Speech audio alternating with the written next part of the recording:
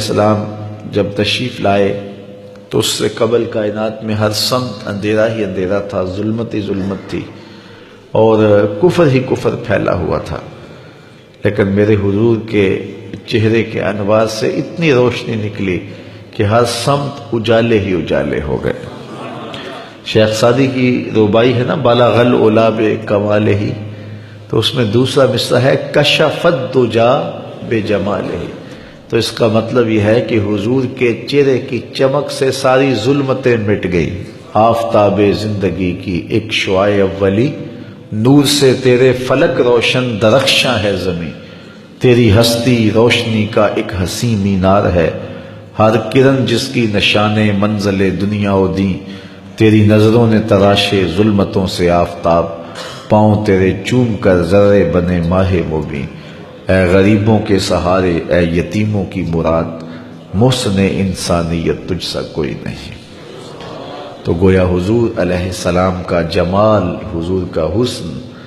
کائنات کو روشنیاں دیتا ہے، اجالے بانٹتا ہے، نور بکھیرتا ہے۔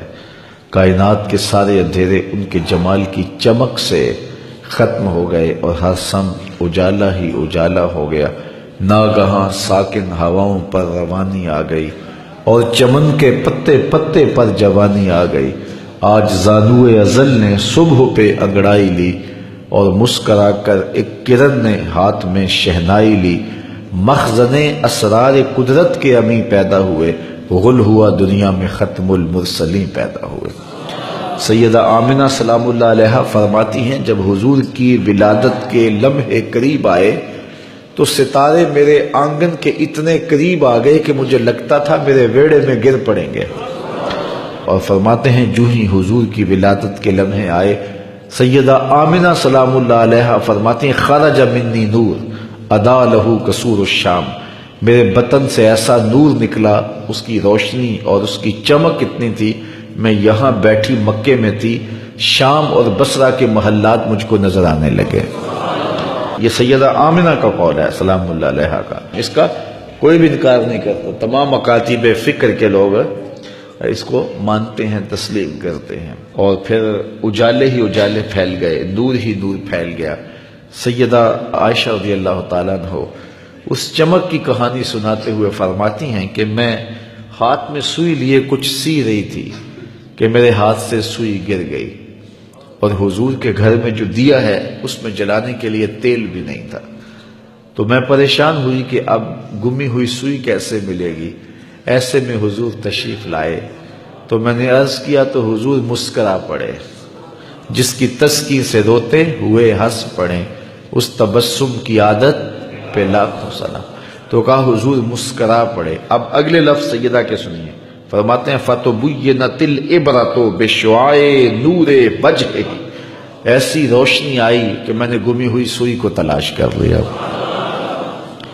حضرت قاضی ثناء اللہ پانی پتی علیہ الرحمہ نے تفسیر مظہری کے اندر لکھا ہے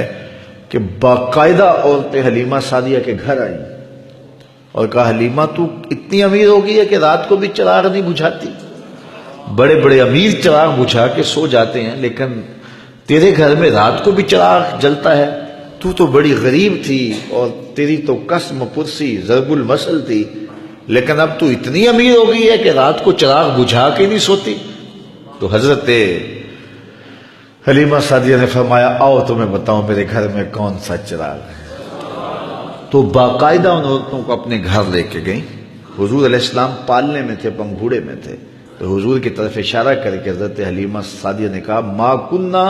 نحتاج الی السراج من یوم اخذناہ، جب سے یہ پیارا ہمارے گھر میں آیا ہم نے تو سارے دیے توڑ دیے ہیں، دیے کی ضرورت نہ مشعل کی حاجت، عجب روشنی تو نے پائی حلیمہ، بڑی تو نے توقیر پائی حلیمہ، بنی تو محمد کی دائی حلیمہ۔ کہتے ہیں حضرت حلیمہ سعدیہ کو دوسرے کمرے میں روشنی کی ضرورت ہوتی، حضور کو اٹھا کے وہاں لے جاتی، اور پھر انہیں جب بھوک تنگ کرتی حضور کے چہرے کو دیکھ لیتی، بھوک بھی مٹ جاتی، پیاس بھی مٹ جاتی، اندھیروں میں چراغاں بھی ہوتا، وہ سارا دن تو صحراؤں میں گھوم لیتی تھی، اسے جب بھوک لگتی تھی لبوں کو چوم لیتی تھی۔